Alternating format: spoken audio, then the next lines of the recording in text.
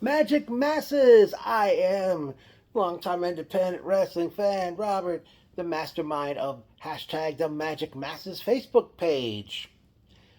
Mallrats, The Road to Kingdom Come 10 was a great show, um, but I don't know what's. Well, I'll get into it later on, but we opened up the show with the six-man tag team match as we saw El Tirador, Alex Rivera, the reluctant tag team partner of the Leather Jacket Mafia, Vincent Michaels and Franco Costanzo, as they did battle with Ray Mars, the American Outlaw Dan Murdoch, and the Star Killer Steve Off, the Sons of Old School. Surprised this match actually went on first. Uh, Good matchup to start the show. Not surprisingly, there was trouble between the Leather Jacket Mafia and Rivera. They were like tagging themselves in when Rivera was in. Rivera would tag himself in when Michaels or Costanza, or was it Costanzo, in the match. When the match ended, it was the Sons of Old School picking up the win over Alex Rivera and the Leather Jacket Mafia at 10 minutes 12 seconds. Um, Afterwards, Rivera he chased Michaels away from the ring area, but Rivera got his hands on a scissor and he, with the assistance of the Sons of Old School, Rivera gave Franco an unwanted haircut, shall we say. And after the match, Alex got the microphone and he told Vincent Michaels, December 20th at Kingdom Come, it's you and I, hair versus hair. Then Murdoch, he went on a promo talking about his match with Jay Lethal at Kingdom Come, and Steve Off saying to Mateo Marcellus whether or not he will walk into Kingdom Come as Dark Arts champion. They're going to go one-on-one. Okay, our second matchup, we saw making his Pro Wrestling Magic debut, the Tiny Giant. The Tiny Giant. I can't impersonate the late Andre the Giant very good, folks, but the Tiny Giant did battle as he challenged former, I believe he's a Grand Slam winner in Pro Wrestling Magic, but he is a former general manager, and it was for the Funhouse Wrestling American Lucha Championship. Smiley. For a good match these two masked men had, and Tiny Giant, I believe he works for, oh, what a rush. Legacy Pro Wrestling, which is the feeding fed of House of Glory. They, sorry. Oh, my eye. Good matchup here. Smiley picked up the win over the Tiny Giant at 9 minutes 51 seconds to retain the Funhouse Wrestling American Lucha Championship. Or his American Luchador title. Up next with tag team action as had quite the stipulation as we saw Vinny Powerpunch Pacifico and Cheeseburger to battle with V. Daniel and Troy Locke, collectively known as Misery Inc. Good tag matchup, which saw Misery Inc. pick up the win over Vinny Pacifico and Cheeseburger at 13 minutes exactly. Now, by virtue of the win, V. Daniel's been added to the Junior Best of Juniors gauntlet at Kingdom Come 10. The blah blah blah blah blah blah blah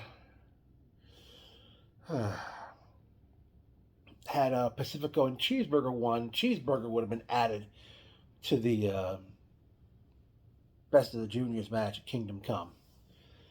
All right, next up, we had ourselves, the first Pro Wrestling Magic Championship on the line as we saw beautiful Buddy Thomas challenge Timmy Tamir Gibbs. Now, Buddy Thomas came to ring an umbrella and people were chanting Mary Poppins at him. Well, I mean, he wasn't wearing a tuxedo, so couldn't call him the Penguin from Batman. And if that wasn't enough, Buddy Thomas came out to Umbrella by Rihanna featuring Jay-Z. That ugly motherfucker.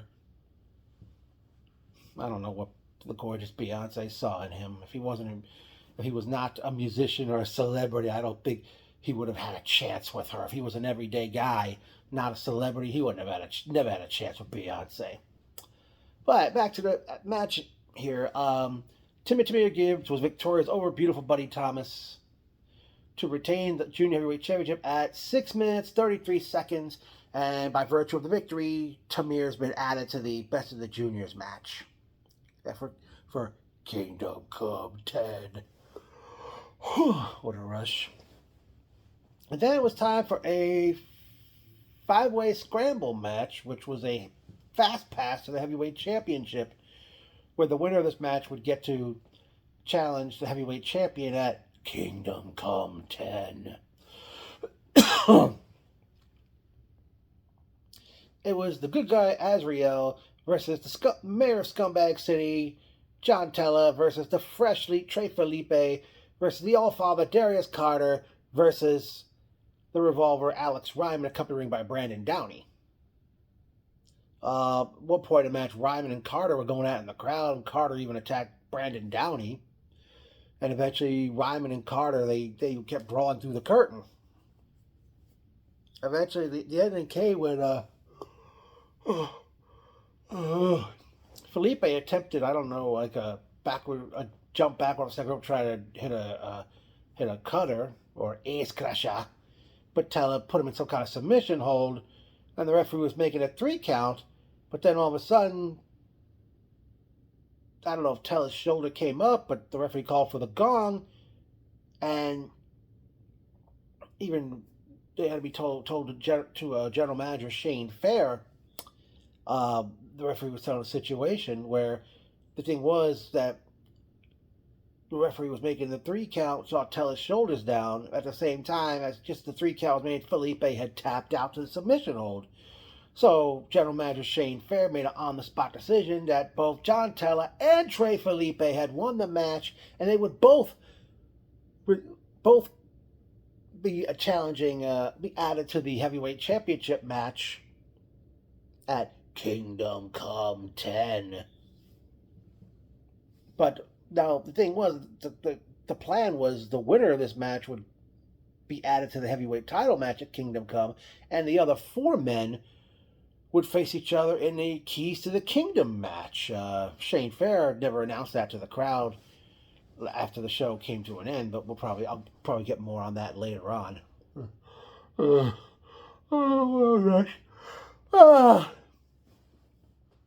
Up next was another championship matchup, as we saw Alan Angels, who was part of All Elite Wrestling and member of the Dark Order. He challenged Mateo Marcelos for the Dark Arts Championship. What wasn't going to be Dark Arts rules, it was going to be contested under El Pacto rules, where like the ropes were not in play at all. Usually with the Dark Arts title, usually in a Dark Arts Championship matchup. In a Dark Arts Championship matchup, usually it's like both competitors are only allowed 1 rope break. Match was on, and I think at one point Alan Angels was like not endearing himself to the crowd during the match. Eventually, Mateo Marcelos defeats Alan Angels at 10 minutes 59 seconds, and after the match, Steve Off is standing in the aisle, and he's face to face with Mateo. You know, of course, they're going to face each other. Obviously, now that Mateo retained in this show, he's going to defend the Dark Arts Championship against Steve Off, and I'll get to that and all the other matches for Kingdom Come 10 as we go along. Up next, we had ourselves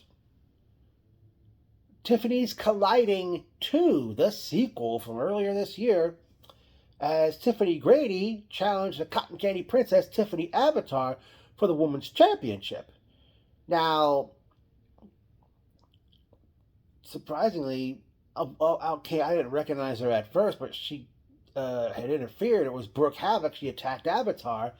Havoc and Grady are doing a number on Avatar until Cameron Burnett, former NXT star, comes out Cameron was going to face Brooke one-on-one in a fast pass for the women's championship, but when Brooke Havoc had interfered, the referee stopped, called for the gong. Tiffany Grady versus Tiffany Avatar was a no contest at 1 minute 57 seconds, and as a result, Avatar retained the women's championship. But then General Manager Shane Fair, he decides that they would have a tag match right then and there, but with the stipulation: if Avatar and Brene win, Brene would get a guaranteed shot at the women's title at a future date. If Grady and Havoc won, both of them would get a future women's title shot at a later date. The match was on, and the women's tag match was on. I don't know if they did this to cut time or what they did. PWM, that is. Yeah. Avatar had things going her way, and when she tried to get the pin, Brene attacked Avatar or bumped her out, so Brene could get the pinfall. Brene and Avatar officially defeat Grady and Havoc at 7 minutes 20 seconds, and by virtue of the victory, Brene gets a guaranteed shot at Tiffany Avatar's Women's Championship. Brene and Avatar, they're shoving each other, ready to go at it, and Brene managed to get her hands on the PWM Women's Championship belt. And she leaves the ring with it, but she leaves it on the apron. Avatar's got her hands, and she says to Brene, "Come get it now." But then General Manager Shane Fair, he tells Avatar that Journey Burke Esquire had filed an injunction. I don't know if Journey Burke is really a lawyer or not, but the announcement was that Journey Burke Esquire, who Avatar dethroned last month at Shane's World, is pretty much exercising getting her rematch with Tiffany Avatar for the Women's Championship at Kingdom Come 10.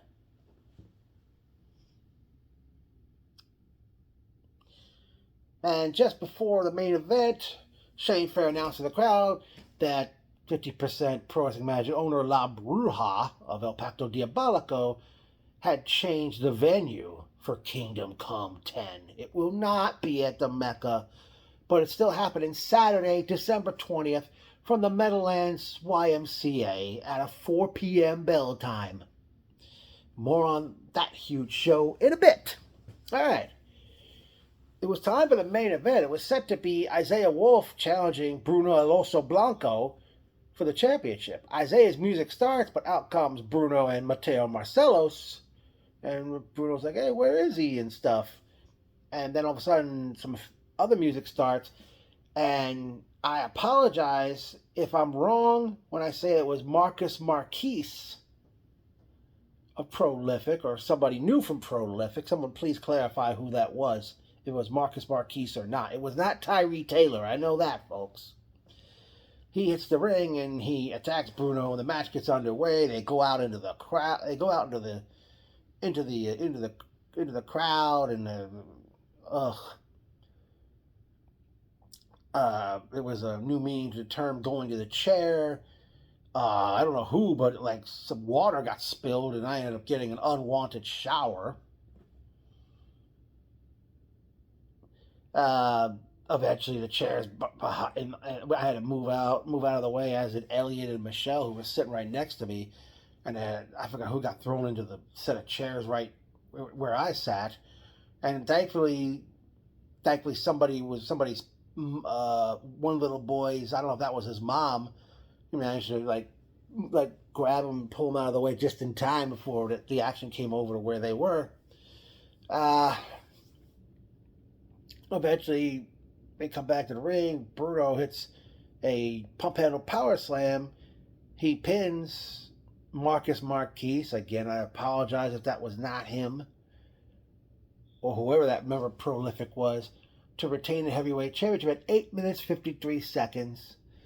Bruno and Mateo are in the ring celebrating the victory, but Smiley comes in the ring and he's looking up at Bruno, and Smiley steps on a part of at one end of the championship belt that was touching the very ring. And let me see, was that it? Well, that was the final match. And another thing, there was somebody in the crowd. Somebody held up a sign.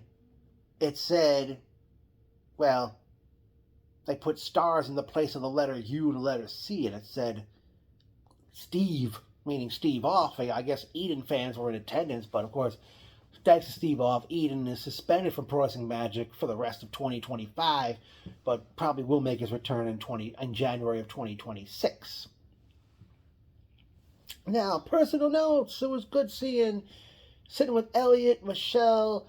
Good seeing Pete Ryman. Welcome back. No Cuban hype men in sight. Sherry Ann, her son Mikey. Caitlin. I know you were in my section. You probably didn't notice me. Caitlin with her son. Or was it? Or she have two sons? I don't know, folks.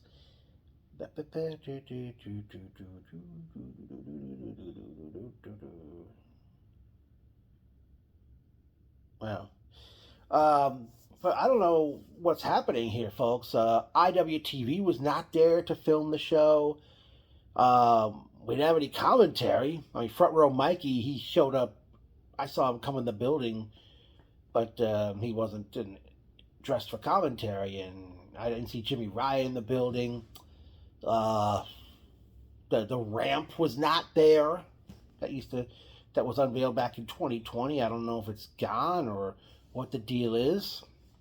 All right. We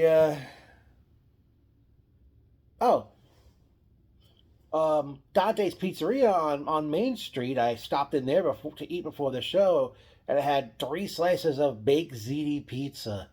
It was so good too. Hit the spot. I know, Elliot. I know you're not fond of Dante's Pizza. Okay, we got a memorable quote. Did they fire the ramp? Michelle, when she and Elliot had arrived for the show. All right, ladies and gentlemen, Pro Wrestling Magic presents its last hurrah of 2025, Kingdom Come 10, which is taking place Saturday, December 20th, day after my birthday. Again, 4 p.m. start, now taking place at the Meadowlands YMCA in Rutherford, New Jersey. Now, here is, I don't know if this is the full card, but here is what's definitely etched in stone. That's it. Turn the page back and go over the matches that are definitely happening. El Tirador, Alex Rivera takes on Vincent Michaels in a hair versus hair match.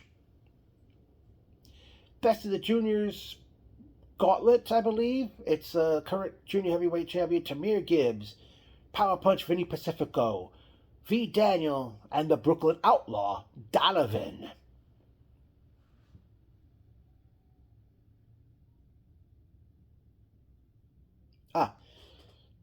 American Outlaw Dan Murdoch goes one-on-one with making his Pro Wrestling Magic debut, Jay Lethal.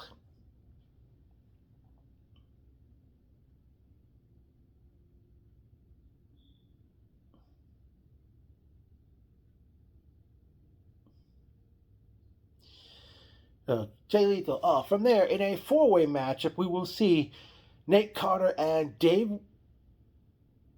Nate Carter and Nate Wallace and David McCall, the Rep, defend the tag team championship against the South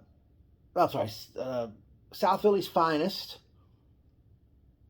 2 members of Prolific, and the Revolver's Chamber, Brandon Downey and Lugosi.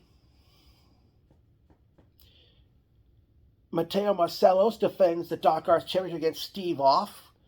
Practically, there'll be no DQ or countout. And if El Pacto Diabolico tries to interfere or comes out, Marcelos will lose the Dark Arts Championship on the spot. Tiffany Avatar defends the Women's Championship against Journey Burke Esquire. Notorious Mimi takes on Tiffany Grady.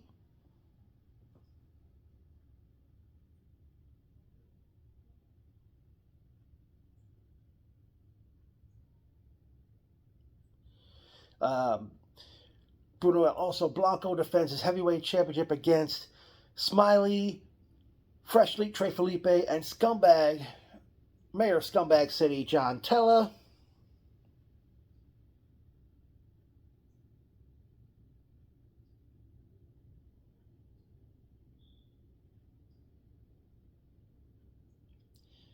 Wow, what is that all? Let me start over, folks. I'm sorry. All right, Alex Rivera versus Vincent Michaels, hair versus hair.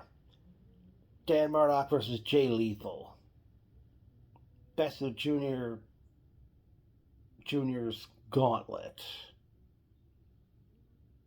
Four-way for the tag team championship.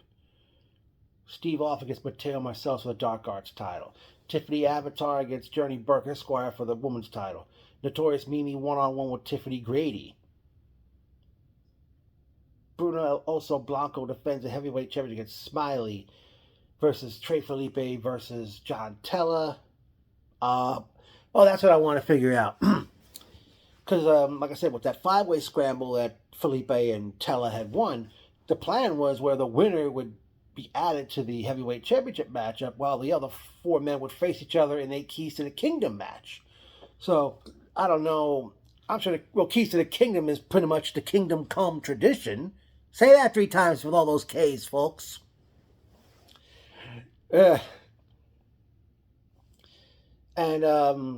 unless it's just going to be a triple threat with 3 past Keys to the Kingdom winners. Last year's Keys to the Kingdom winner, the good guy Azrael, versus the All-Father Darius Carter versus the Revolver Alex Ryman. Maybe it'll be a 3, or maybe they'll add. Maybe that'd be nice. Add a fourth past Keys to the Kingdom winner. Perhaps, I don't know. Okay. Let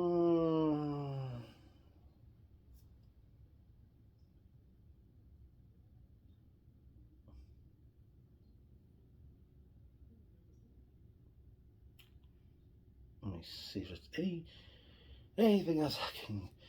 Well, considering who's already set in a match, I guess we're so far not set for a match unless they're not even going to be in attendance. We don't have Ray Mars, Franco Costanzo, Troy Locke.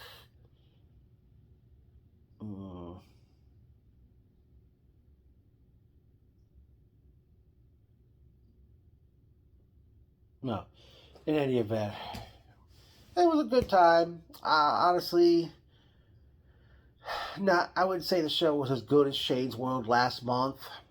Um, but seeing that Kingdom Come 10 is now taking place at Meadowlands YMCA, I'm on the fence about going, folks, because the nearest bus stopping in Rutherford, New Jersey, it's a 24-minute walk, and I'm not gonna freeze my ass off walking in the cold.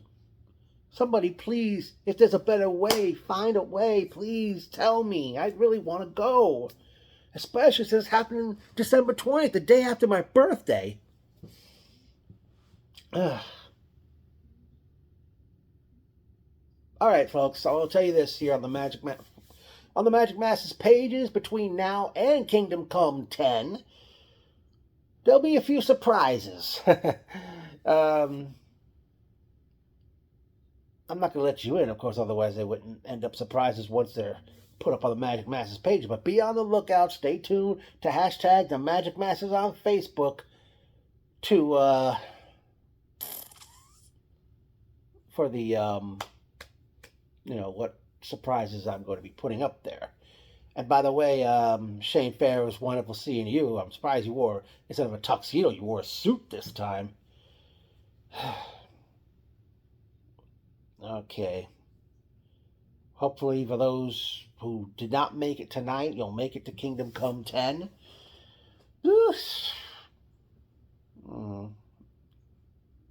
Like I said, I'm really on the fence. Kingdom Come 10 or sit it out? That is the question. I got time to think it's over, of course. Ooh. And unless I'm mistaken, the Kingdom Come 10 flyer was already taken down. It was put up a few days ago, and maybe they're just gonna update it with the location unless changes have been made with that original flyer they had posted.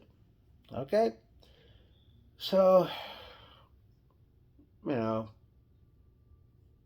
this was great.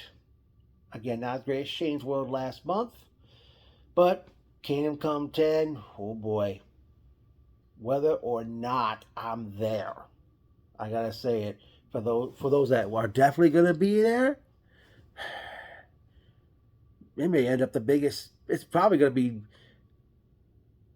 Ooh, it's probably gonna be the biggest show in company history.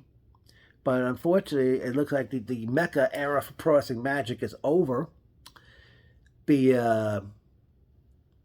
I understand they'll because I understand almost every indie promoter and their mothers and their kids want to use that building for a show. With JCW, ETU, GCW, BCW. Uh, I don't know who else uses the building on a regular basis. But, I forget Respect Wrestling, which only debuted back in the summer. You know, maybe I guess that was the reason Pro Wrestling Magic got out of there, out of the Mecca. But, oh boy, can't believe it. It's ended this way. What a wild ride and crazy time it was for Pro Wrestling Magic in the Mecca.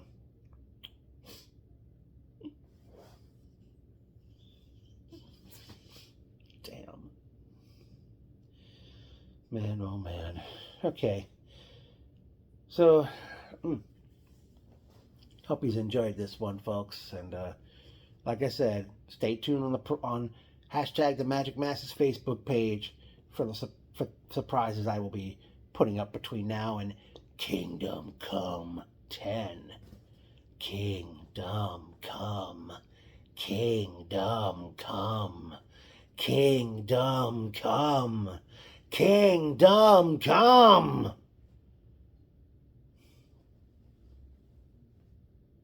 I don't know if I'm going to make that one, folks.